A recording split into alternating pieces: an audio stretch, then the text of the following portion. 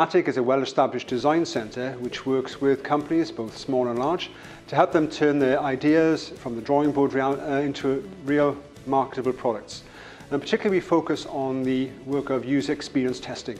So we look at a product, we evaluate it with different types of user groups to ensure that it's fit for purpose and ergonomically sound and robust and will actually be of value to the health and well-being of the individual.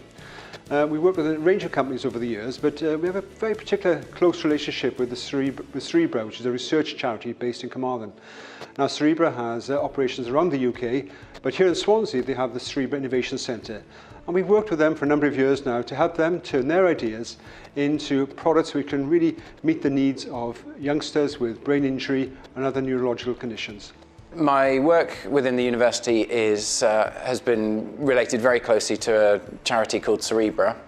We run a project here called Cerebra Innovation Centre, where we design and manufacture products for disabled children and children with brain conditions.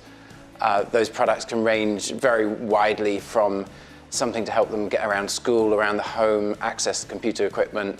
Whatever it is that for some reason doesn't exist for these children, we're able to design and make something and hopefully make that a really beautiful design as well. One really lovely example of some work that we've done recently was to enable a few children to run triathlons. They were unable to physically run, but their parents were able to do the running, the swimming and the cycling and take that child along. So we designed a kind of like a wheelchair that converts into a bicycle trailer, so for really quick transitions in the transition area.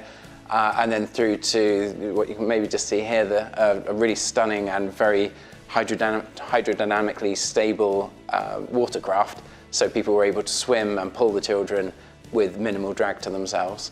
So that enabled them to get involved with huge events with loads of crowds, and it really boosted their self-esteem.